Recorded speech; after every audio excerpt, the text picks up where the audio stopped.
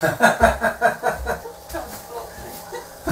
you are. Emma, do you want a cushion? No, I'm fine. Look, thanks. Paul, look. Yeah. Quite a nice picture. You've done a real Valdemar-Jacuzzi. Shouldn't Emma be where I am? Because then she'll be big and I'll be small in the background. Well, I'd rather. What do you want, Emma? Pictures. You're alright, okay. Yeah, I'd rather be near the pictures. I'm gonna just. Hang on a minute. Are we live? Yeah, we're So live. all this is being broadcast, all this rubbish is being inflicted Yeah. on somebody somewhere. Across the world. Yeah. Alright, Emma. Okay, so Oh, actually, shall can I we put you start? more in the... Because I'm going to put this I've to the been side. told we have to listen in silence to Just this. for 10 No, or you 15 don't. No, you minutes, yeah, and then We're you can about ask three, questions. Oh, there's the lighting, right? About Yeah, lighting's good. We did Fine, the what do you call it? he's not Meter. a pro, he's just some Yeah. image. And then if you could put the camera It's on the not, pictures okay. of just like If you indicate to me, let's unplug that. That could be problematic. Initially Okay. done the light. Okay, so shall we start the talk? Okay then. Just tell me what you want to focus Yeah, on. on the top one. Right, now these are a set of, this is all about interiors, this is an exhibition of interiors, and the first three here I did straight after Brexit, and they had this thing on the news about artists doing paintings about Brexit, and there's Cornelia Parker. I think she showed part of a demolished Holloway wall, so she was doing what she usually does. But I was sort of thinking, I did these, had more time, I was thinking about more detail, and I was sort of thinking about what would be a symbol for Brexit, a signifier or symbol for Brexit. And I thought about the empty hotel or conference room, and partly because there was meant to be a meeting about the refugees in Europe and a coordinated response to the refugee crisis, and that was all cancelled because of Brexit vote coming through. So the first one, so it's all the empty hotel or conference room as a symbol for Brexit. So the top one's called Red Carpet. And I was sort of thinking about symbolic objects in the hotel room, and the first thing that obviously came to mind was the white rose, because this was shortly after Joe Cox's murder. So there were some white roses for Joe Cox. And it's sort of based like a reception room for a wedding that never took place. So it could be like a couple planned to get married and they couldn't get a visa at the last minute because of Brexit, but also a symbolic wedding and marriage of nations perhaps. So you've got the two glasses, but the wedding didn't happen. And I was also thinking of that Billy Idol song, A Nice Day for a White Wedding, because of some of the words. I mean, I think we've all got Brexity relatives, and hey little sister, what have you done, and Nigel Farage, who's your Superman, and it's a nice day to start again. So that song was at the back of my mind. You've also got other symbolic objects like the empty fireplace, it's the lack of industry, and of course the lighting, like the EU, the stars of the EU flag, and they're reflected in the mirror, which sort of symbolises the past. We've left the EU, a death of an idea, death and the past and present. So that's the first one. The second one in the series, and it's called the Bremona Suite, and you can have like a suite of prints, a suite of like the Vollard's Picasso suite of paintings or prints. So this is like a suite of paintings. So this one's called Centrepiece, and it's sort of about the Overton window, the parameters of thought shifting to the right perhaps. And again you've got symbolic objects, you've got the onyx bowl here, which sort of signifies that geographically we're tied to Europe. And then you've got this figure of the Venus, and originally undoubtedly she was holding up a bunch of grapes, but she's empty-handed, and so it could be like sympathy for the fruit pickers who's going to bring the fruit in, but at the same time it's a sort of empty gesture. Perhaps a lot of people voted leave just to say fuck you Cameron sort of thing, and then they didn't really think it through, so it was a sort of gesture politics. And also you've got the kind of Mondrian building, and it's a sort of idea of European modernism, and I've got about the Overton window, I've got a quote. Is Chris Nineham, and it's this is quoting Mark Fisher here. He said, "Capitalism seamlessly occupies the horizons of the thinkable." So there's this sort of idea of the Overton window shifting. So the third one is called Through the Round Window, and this is the idea from play school when I used to watch. You know, that we're a whole generation, you know, that have been brought up in the EU, and so again, it's about the window casting shadows, the web of negotiations, and that's called Through the Round Window as well. So they're the three about Brexit. And the other thing is, I always felt, in a way, that there was a sort of manifest and latent content like Dreams to Brexit. You know, it was manifestly about Brexit, but latently perhaps it was about, you know, people being fed up with sort of casualisation of labour and neoliberal order and jobs, and there was a sort of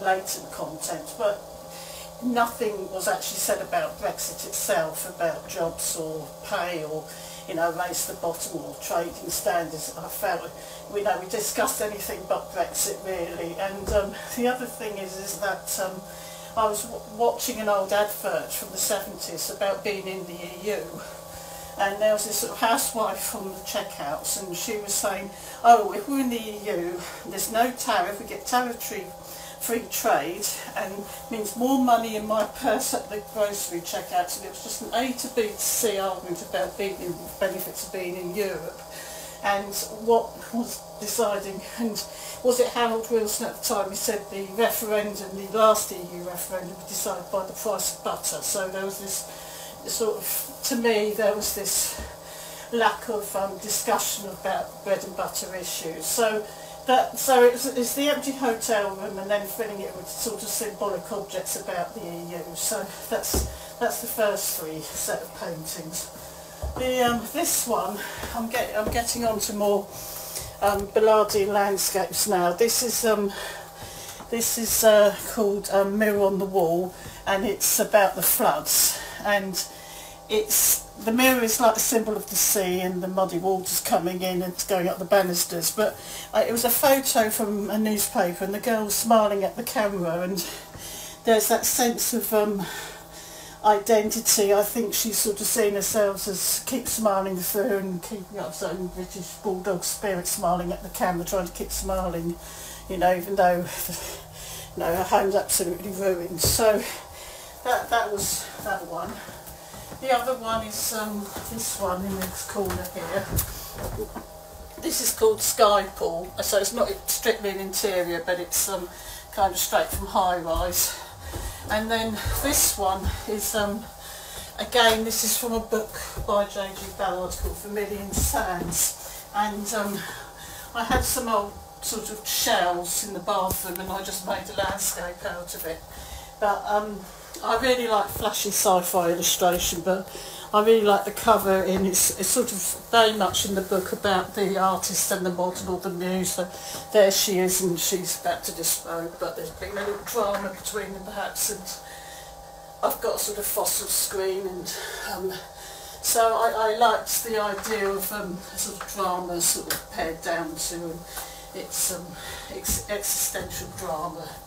You know, and the one at the top is that one. It's called Clasp, and this is sort of about the city. And I had this very posh city magazine, and it was advertising. So this is a clasp, diamond clasp with a pearl, and it's incredibly expensive jewellery. And it's obviously advertising to its own class. It's obviously advertising to its own clientele. And one of the adverts had this picture of a posh restaurant with these overturned tables, and there's this sort of model, she's holding this big bottle of champagne behind her back quite surreptitiously. And it just summed up the whole attitude for me. It's sort of like a class speaking to itself. You know, we're going to cause economic chaos and we're overturning the tables, and then the taxpayer will bail us out and we'll run off with the loot. And also the clasp, John Burgess said that when someone puts their arm around someone's waist, it signifies certain possession. So she's got, you know, it's about possession. She's got the very tasteful arrangements of Morandi, like arrangements of ceramics on the bookcase, and she's part of the beautiful model, you know, with the lovely balcony garden and the city reflected in the windows. But I kind of made it look a bit zombie-like as well, and a bit like zombie economics. So that's that one there. Then this one is about this one's called Visions in Blue, and I'll show you the Richard Hamilton painting, which was the hotel room, that influenced the hotel room. That's one of the most beautiful paintings ever, I think, the Richard Hamilton, that one. And this one, Visions in Blue, was an updated version of this called War Games by Richard Hamilton. And if you notice, and it's a very old TV set with the old videos, and the Mother of Battles, and then you see the blood dripping on the cabinet, dripping down.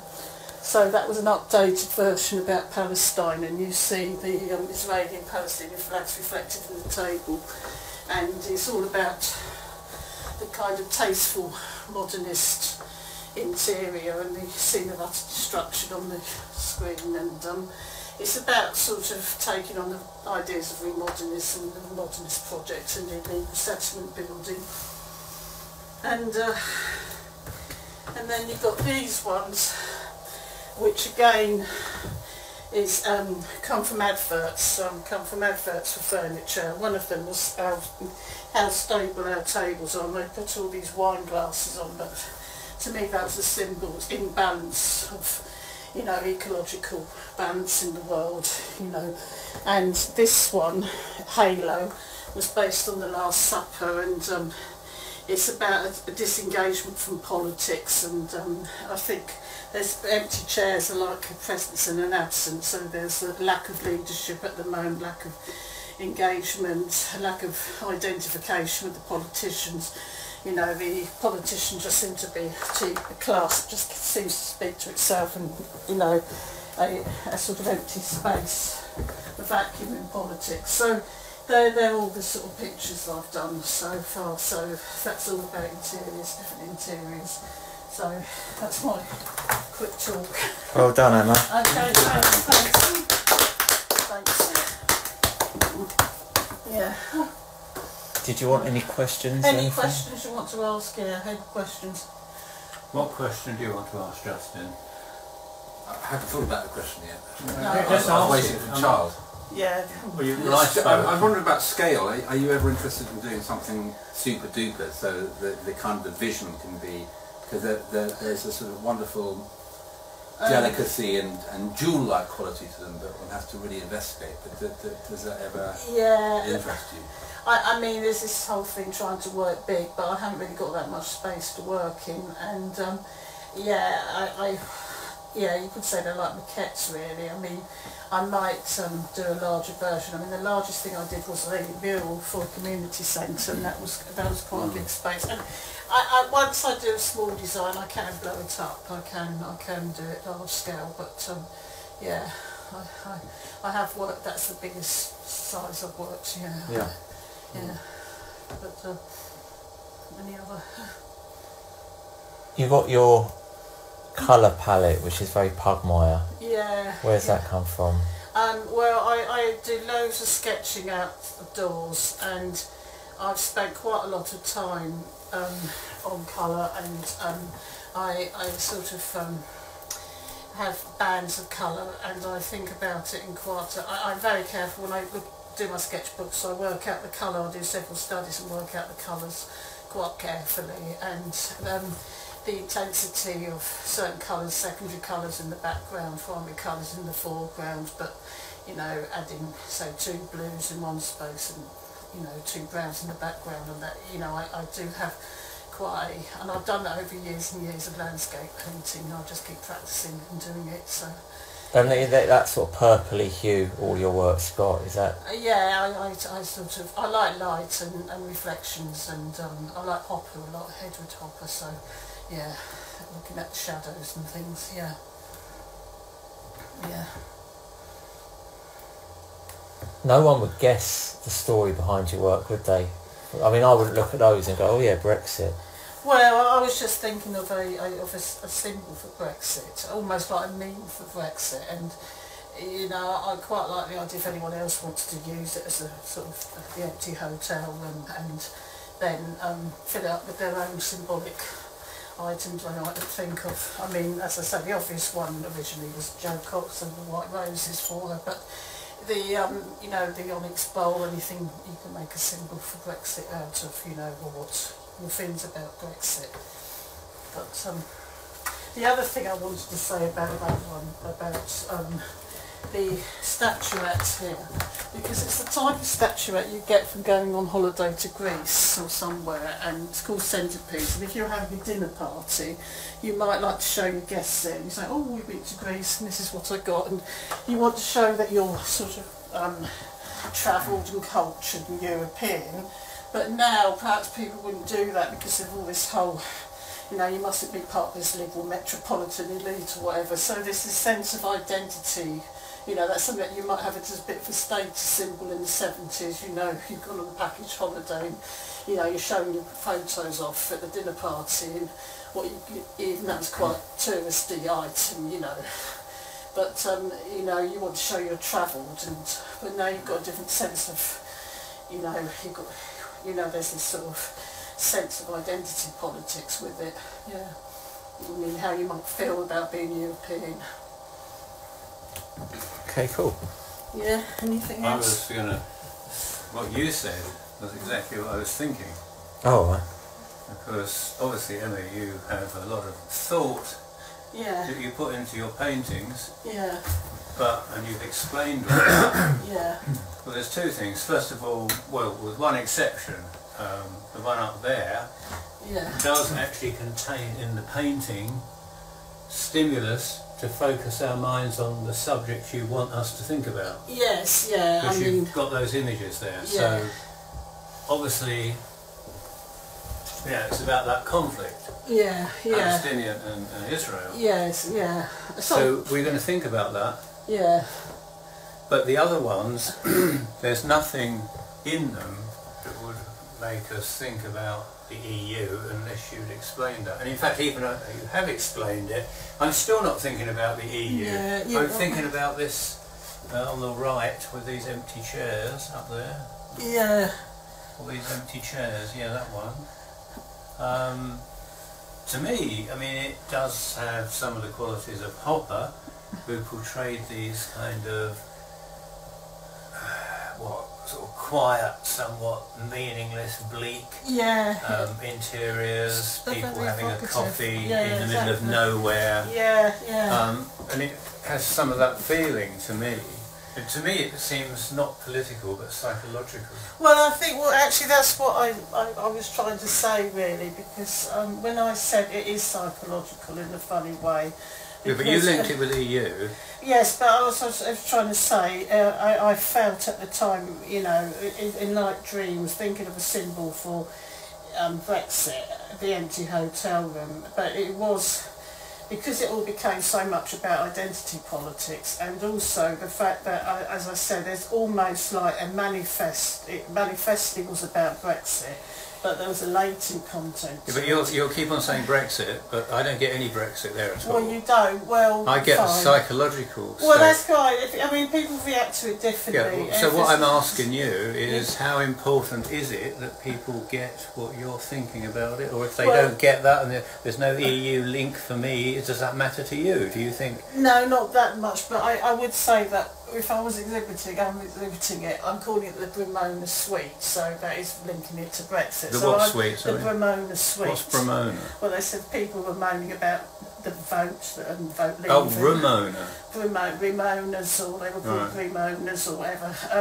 So I'm not that worried. I've always had this feeling that people take what they want out of a painting, and but again, I'm happy if they get a psychological response, because I You see, what strikes me, and very clearly looking at that visually, is the table in the front with what appears to be something of a spider's web. And yes, well, that's what I mean. Yeah, but like, that sets off in my mind associations of a couple and the relationship between them, you know, as two individuals that would sit in those chairs. Well, one of the phrases they used with all the negotiations going on was speed dating Brexit. So in a funny way, that's maybe a phrase that I took. So yeah, I don't mind that either. People, but I would link it to Brexit. But then if people find their own, I actually think that linking it to Brexit diminishes it, because that's a political thing which will be here today, gone tomorrow, whereas a psychological thing,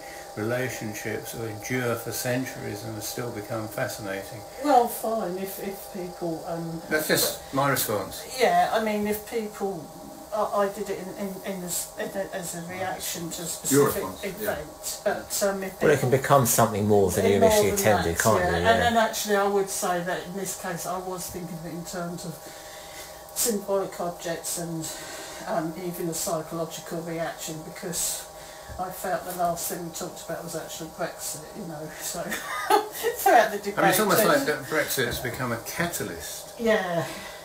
For arguments, yeah. It's almost like it's gone beyond Brexit to something more profound. Yeah, well, a big cultural schism, basically, I suppose, you know. But in terms of the painting, I think Charles's means... Yes, yeah. That's exactly what I mean.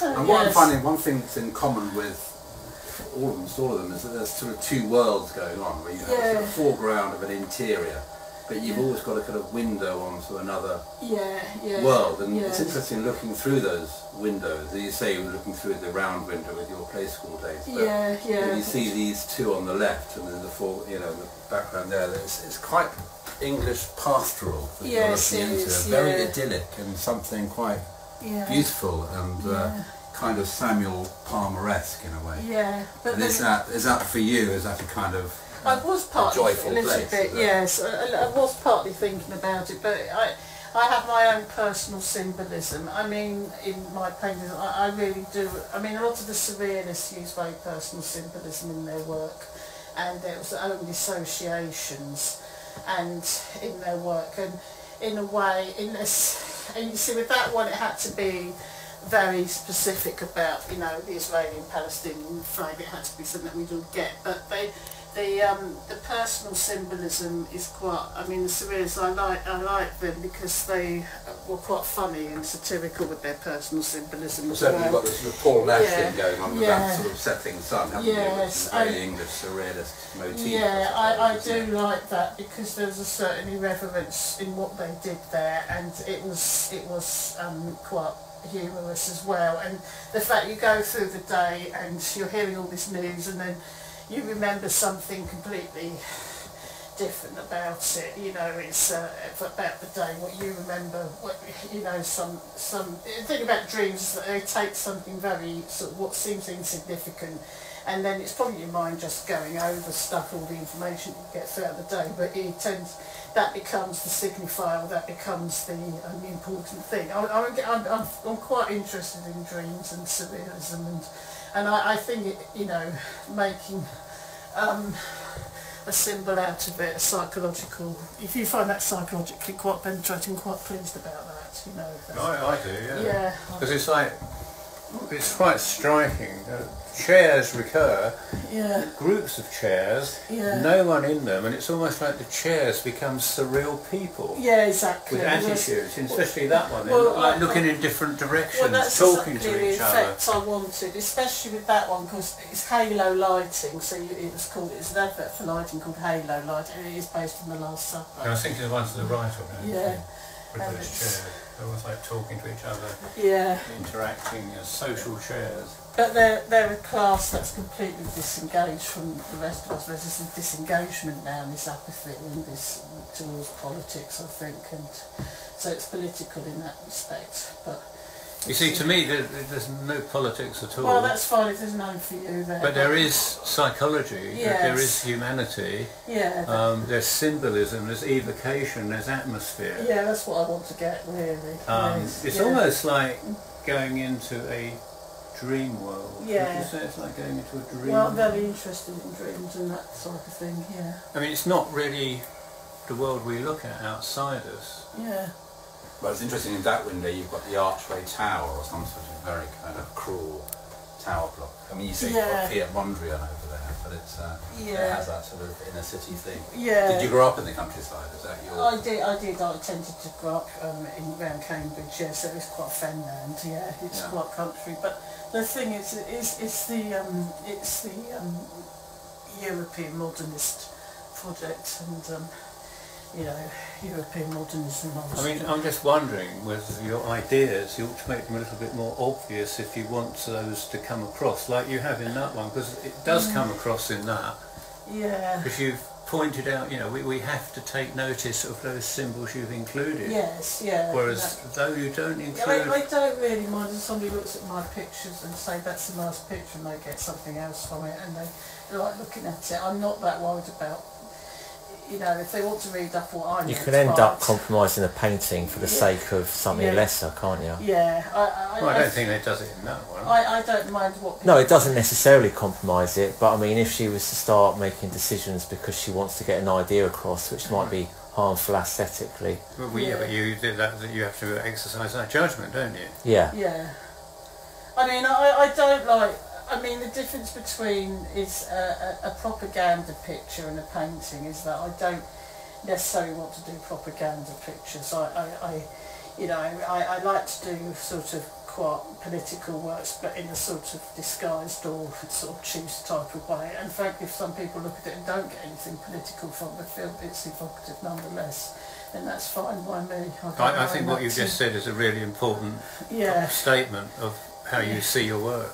Yeah, I don't. Yeah, quiet politics. That's lovely. I like subtlety. I don't. You know, if I want to do, I mean, you know, I like proper, you know, Russian political communist pictures. I quite like that, but they're very direct, and you know, whether it's the army recruitment or you type of thing, that's fine. It's got to get a very direct, definite message across. But I quite like political works which are actually quite a little bit displaced and a bit subtle and just over there a bit, and not.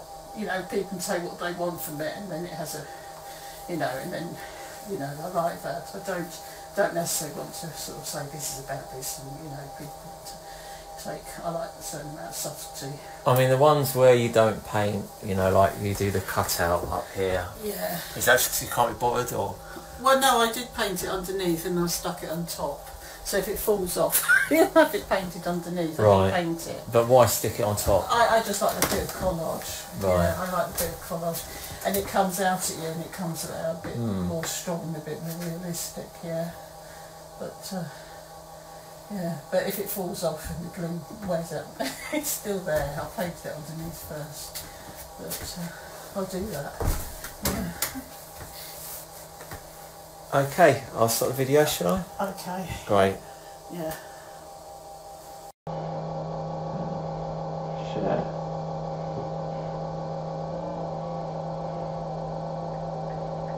Fame will follow. No, I hope so. Oh yeah, and undoubtedly. Yeah, I just like quite obtuse and yeah, I'm not. I'm trying to remember the name of that I'm the Welsh artist from that period. Which period? Well, these sort of scenes through the window, I just don't remember his name. Yeah. He was a poet and a painter. Well, not Jones. When I started going out with Jasmine, she was never been a smoker. When I tuned into her mind, her psyche, the psyche of a non-smoker, which is very different to the psyche of a smoker. Okay. The smokers are always bottling something up and hiding. The smoke is a camouflage, you see. It's true. There's something missing in them. Yeah. Well, she hadn't got anything missing in her, which everybody found out very quickly if they met her. But I just tuned into her psyche, and like literally, I stopped overnight. Okay. I didn't miss it. You see, it's the You're saying... environment. That doesn't count. Yeah. That doesn't count. So now we've dealt with smoking, no excuses. Now let's deal with can't do. Can't do. The can't do attitude. Is that Yeah. Can't This is do. like an episode of Blue Peter or something, isn't it? It's a sort of... No, this is far more advanced, sophisticated. Oh, is it? Okay. I'm not going to teach you how to make a sort of, something that floats or flies in the air out of a CD and a candle. Where's the can't do thing? Well, that's exactly it. I mean, so many times you're talking to someone, and they're very keen on telling you, well, they can't do something. Yeah. Oh, this is your decorators. This is back to your builders and decorators. Or anybody. Yeah. I'm sure you've done it. No, I'm very good at saying yes. No. I say yes to everything, don't I, Gideon? Yeah, but Can't you do actually it. do it. No. Oh yeah, no, I do everything. Okay, but a lot of people don't, right? Yeah. So No, we are I'm- here I'm- in a privileged society of Yeah. people who can do. And I'll tell you where I learned that, if you'd like to know. Mm. Because I used to do poetry in schools, and I went to Germany because there's a lot of schools there for the British Army. Well, it was, they don't know if it's still on. And I just stayed in the officer's mess, and I was given if you're a civilian working there, you get an equivalent military rank. So I was a captain. The second time I was there, I didn't know what I was, but as I was leaving through the military base at the airport, so I looked at my passport and said, "Thank you very much, Major Thomson." I was quite chuffed with that. Anyway, I was talking to this young lieutenant, and he said he'd been given a project, a job to do, and he hadn't been given the equipment. So I said, "Well, you can't do it." So he said, "We don't have can't do in the army. Yeah, good. I'll have to find a way of doing it. Yeah. We have can do." And from then onwards, and that was like 40 years ago, Yeah. it's can do. I've already done several impossible things, so I just take it for granted now. Right. I mean, you can't earn a living from poetry. It's impossible to earn a living from poetry. Yeah. I actually made a lot of money for about 13 years full-time as a poet, but I got bored with it. Mm. And then I remember talking to somebody, it's Ruth, and talking about sort of starting an art group, an art movement, to sort of compete with Britta. And, her attitude there was, you can't do it, it's impossible. Mm. Well, obviously Stuckism, and so it's still a minority movement, it is a recognised movement, and it is worldwide, and it has been launched by artists without the backing of major figures with multi-millionaires. It's been done by people in the grassroots. Mm. So, my next impossible thing is to establish my poetry in a major position in contemporary culture. Mm. Mm. That's impossible. Gosh, what other impossible things have you done? You've done quite a few impossible things. Yeah, I think it's good. I mean, it's not very interesting. It's impossible. It's not very interesting. Yeah. You Stuckism Gallery in Shoreditch. Oh yeah, that's one thing. Is the Stuckism charity and museum, Oh yeah. which seems to me to be pretty impossible. Oh, and there was another thing. Yeah, there was another thing. This was 2001, and I was wandering around Hoxton Square with a friend of mine, Hattery actually, looking at buildings. She was looking maybe for buy somewhere to live. I looked in Hoxton Square and I said, what I really want is a building here with Stuckism International over the front of it, which was pretty stupid because I had no income. And 6 months later I had a building, not actually in Hoxton Square, 100 yards down the road, worth £500,000, which I bought with no income, with Stuckism International over the front. Mm. Gosh. Okay. Now what? Are we meant to be up by 8 o'clock? Oh, we're on now. Oh, okay. Supper. Oh, okay. Alright, I'm going to Well, you're on start. the Brave. Okay. Nick. Okay, that's fine.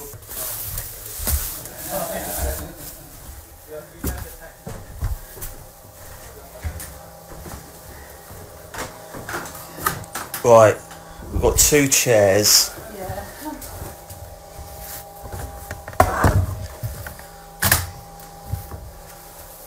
Do you want to sit on the amp? Oh, I could do it. Is that all right? Yeah, if you want the extra chair. Yeah. No Ron. No one yet. Okay, we'll just... I need those books. Can you put them in over there? Oh, we Yeah. I'll just need them. Oh, you know what I forgot to do? I need to record. Hang on a minute. I'll sit on the amp.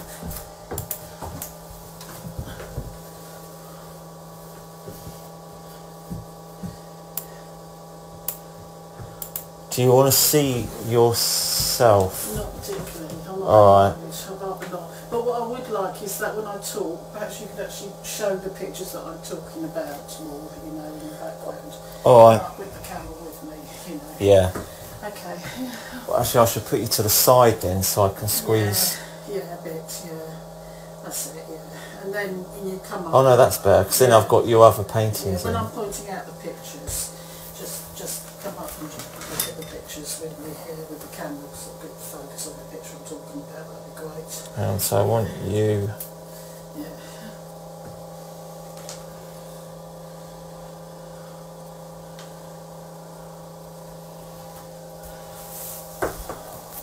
Remind me to start the recording on that. Yeah. They come.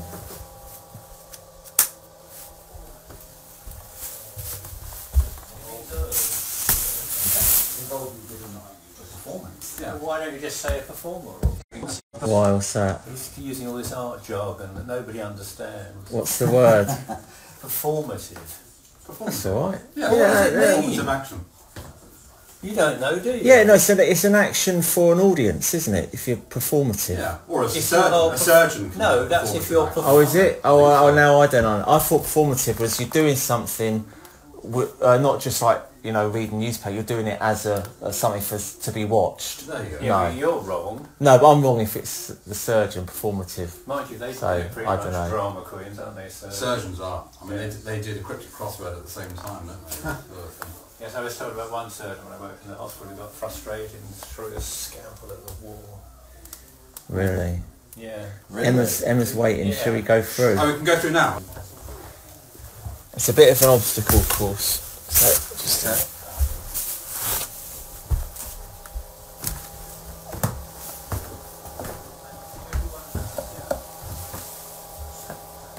Actually, I should have got you a cushion, Charles.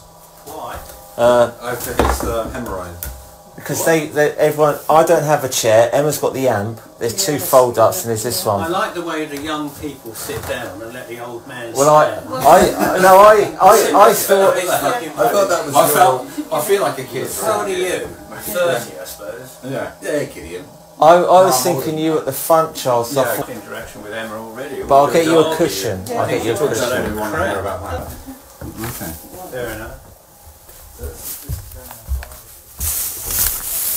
Explain.